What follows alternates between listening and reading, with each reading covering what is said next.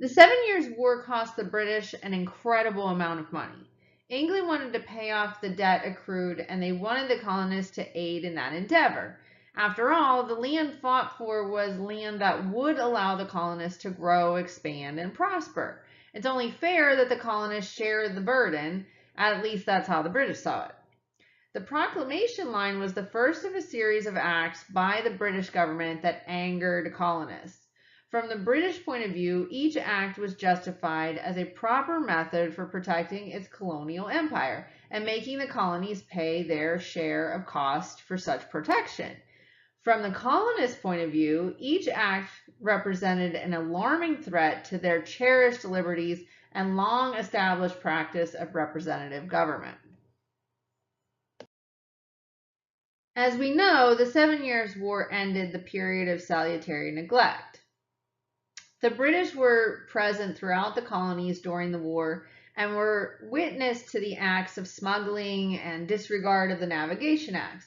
The British adopted more forceful policies for taking control of their expanded North American dominions. From this point on, the British will have an obvious presence in the colonies. The British wanted to combat the acts of smuggling that were allowing the colonists to gain great wealth while hurting the British chances to become economically well again. The British government began to impose writs of assistance. Writs of assistance were documents which served as a general search warrant, allowing customs officials to enter any ship or building that they suspected for any reason might be holding smuggled goods. In 1761, a group of Boston merchants, represented by James Otis Jr., challenged the legality of the writs. Otis lost the case, but more importantly, he made an argument that would fuel the fire of revolution. Otis stated the writs of assistance violated the rights of a British citizen, and Parliament had no authority to violate any rights of Englishmen. Any violation of the Constitution should be void. By 1764, Prime Minister Lord George Grenville successfully pushed through Parliament measures that aroused colonial suspicions of a British plot to steal the colonists' liberties. The first was the Sugar Act. This act placed duties on foreign sugar and certain luxuries. Its chief purpose was to raise money for the crown, and a companion law also provided for a stricter reinforcement of the Navigation Acts to prevent smuggling. The Currency Act regulated paper money to protect British merchants from being paid in depreciated colonial currency, and the Quartering Act required colonists to provide food and living quarters for British soldiers stationed in the colonies. The colonists resisted these acts, which increased anti-American feelings in England. In an effort to raise funds to support British military forces in the colonies, Lord Grenville turned to a tax long used in Britain, the Stamp Act. And so the Stamp Act, enacted by Parliament in 1765, required that revenue stamps be placed on most printed paper in the colonies, including all legal documents, newspapers, pamphlets, advertisements, and so on. This was the first direct tax, which is a tax that's collected from those who use the goods directly, hence the name. And so this was paid by the people in the colonies, as opposed to the taxes on imported goods, which were paid by merchants. The protest against the stamp tax took a violent turn with the formation of the Sons and Daughters of Liberty, which was a secret society organized for the purpose of intimidating tax agents. Members of this society sometimes destroyed revenue stamps and tarred and feathered revenue officials. The most important aspect of the Stamp Act was the push it gave the colonists to make a decision to act upon the direct tax. Representatives from 9 colonies met in New York in 1765 to form the Stamp Act Congress. They resolved that only their elected representatives had the legal authority to approve taxes. We see here the beginnings of unity that will be necessary to drive the revolution. In 1766, Grenville was replaced by another prime minister, and Parliament voted to repeal the Stamp Act. When news of the repeal reached the colonists, people rejoiced. However, few colonists realized that at the same time, Parliament passed the Declaratory Act, which simply stated that Parliament had the right to tax and make laws for the colonies. It declared that it can make taxes and laws for the colonies. No questions asked, and this, of course, did not sit well with the colonists. Because the British government still needed new revenues, the newly appointed Chancellor of the Exchequer, Charles Townshend, proposed another tax measure. Adopting Townshend's program of the Townshend Acts, in 1767, Parliament enacted new duties to be collected on colonial imports such as tea, glass, and paper. The law required that the revenues raised be used to pay Crown officials in the colonies, thus making them independent of the colonial assemblies that had previously paid their salaries. The Townshend Acts also provided for the search of private homes, and we saw this before with the writs of assistance. And so they didn't need a judge's warrant on a particular or specified named property. Another of the Townshend Acts suspended New York's assembly for the colony because they defied the Quartering Act. At first, most colonists accepted the taxes under the Townshend Act because they were indirect taxes. And these, of course, were taxes that are paid by merchants, not like the Stamp Act, which was a direct tax. However, soon leaders began protesting the new duties. In 1767 and 1768, John Dickinson, who was a lawyer in Pennsylvania, wrote a series of documents known as the Letters from a Farmer in Pennsylvania. And they stated that Parliament could regulate commerce, but argued that because duties were a form of taxation, they could not be levied on the colonies without the consent of their representative assemblies. Dickinson argued that the idea of no taxation without representation was an essential principle of English law.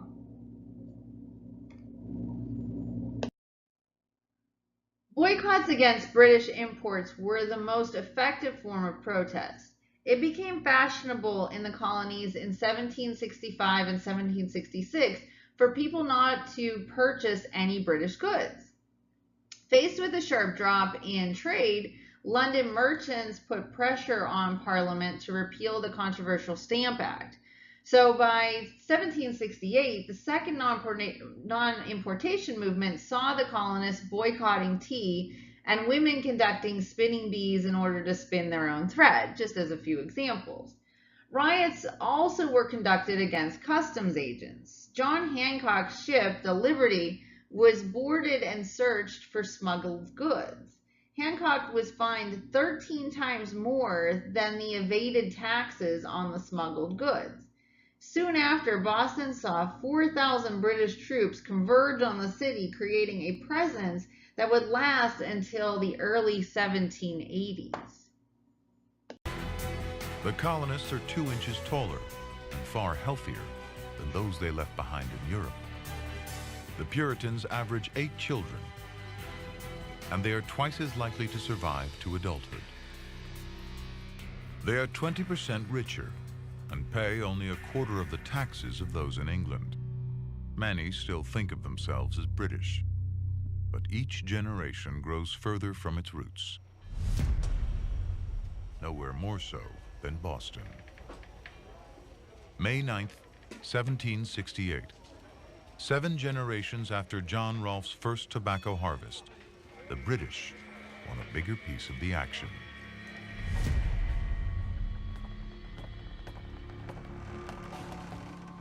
A British customs official springs a surprise raid on the Liberty.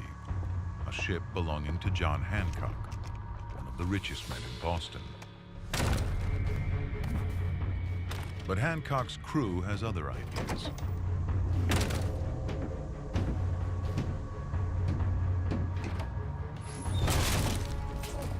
They're carrying 100 casks of imported wine and don't want to pay duty. It's a radical act of rebellion against taxes imposed by a king 3,000 miles away. To the British, they're just common smugglers. This small skirmish changes everything. The British seize Hancock's ship, triggering riots that sweep through Boston. We didn't want to pay taxes to a king and to a parliament where we didn't have a voice and we didn't have any representation. We have a natural resentment toward government, which was how we were born. The king sends 4,000 redcoats to Boston to enforce his laws. Boston was a city of commerce, culture, civilization, and revolution unfolding right before the eyes of the colonists and the eyes of the British.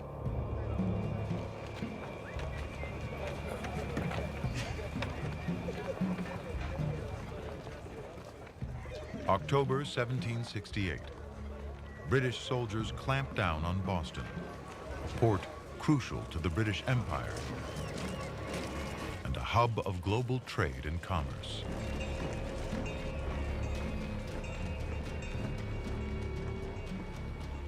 Its dockyards are some of the busiest in the world, producing 200 ships a year from America's vast timber reserves. A third of all British shipping is built in the colonies. Timber fuels the global economy, much like oil does today.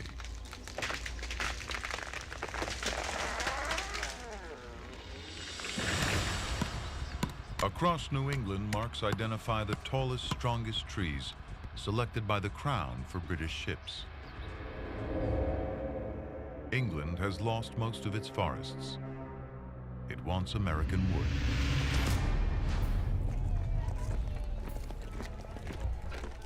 In Boston, there's one redcoat for every 4 citizens. It's a city under occupation. Paul Revere is a silversmith and one of Boston's prominent businessmen. An unlikely subversive. They formed and marched with insolent parade. Drums beating, fifes playing, and colors flying. Each soldier having received 16 rounds of powder and ball. He is an upper middle class figure, someone who has risen through his own efforts, his own talent. He represents what we have created on our own with very little help from our cousins across the Atlantic. But when revolution comes to North America, Revere will be at the center of it.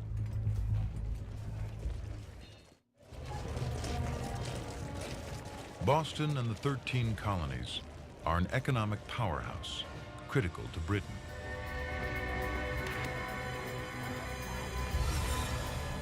Nearly 40% of everything exported from Britain makes its way to America. The fishing fleet ships thousands of tons of salted cod to the Caribbean and returns with sugar and molasses, raw material for rum, taxed by the British after every exchange.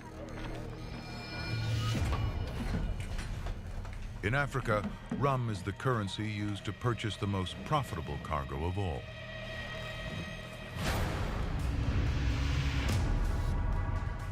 African slaves. Between 1700 and 1800, more than 250,000 Africans are brought to the American colonies. More slaves than all those who came of their own free will. Most wind up on large plantations in the South.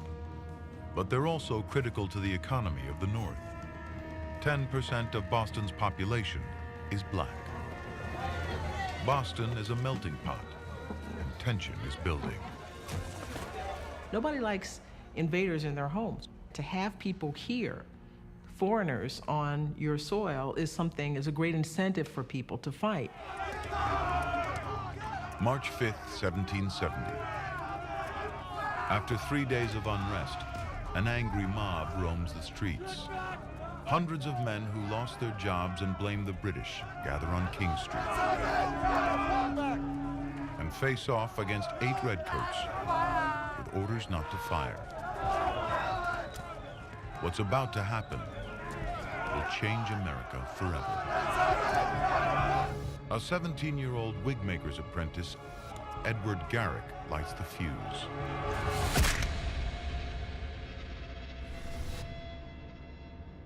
This is how wars start.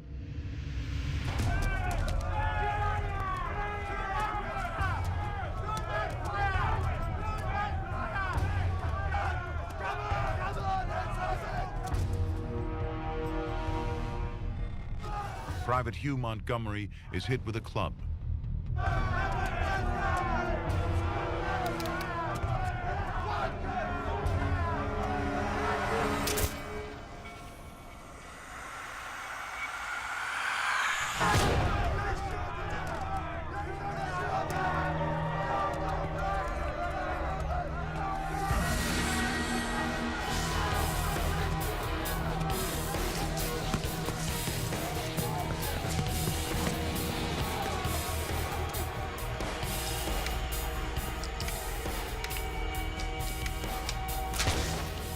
An African-American, Crispus Attucks, dies instantly.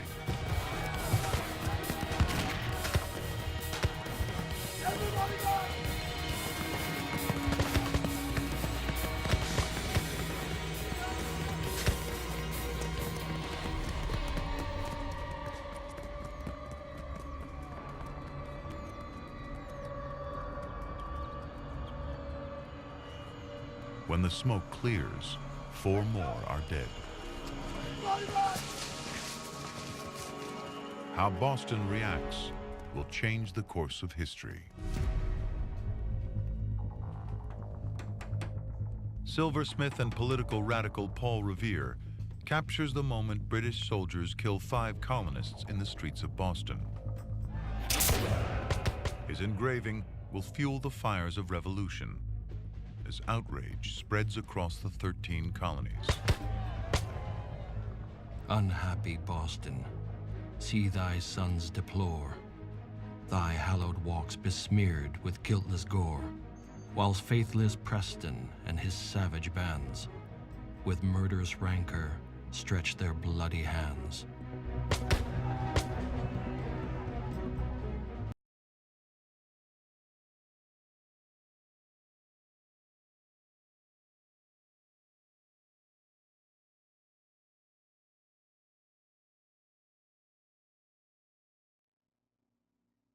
The Bostonians soon responded in kind. Sam Adams wrote and distributed a circular that condemned taxation without representation. Secretary of State Hillsborough forbade endorsements of the circular and threatened to dissolve colonial legislatures who violated his order. The circular probably would not have gained much notice had Hillsborough not brought the circular to the forefront. His reaction encouraged resistance instead of creating loyalty and obedience to the crown. When the colonists pushed for representation, Parliament responded by stating the colonists had virtual representation. This means the colonists were represented by Parliament because they were British citizens, and all British citizens are represented by Parliament. Those who joined the non-importation movement were called, for the first time, patriots.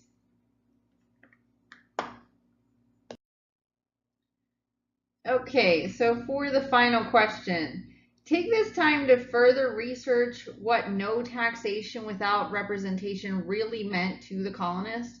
What was their true goal? And explain their reasoning.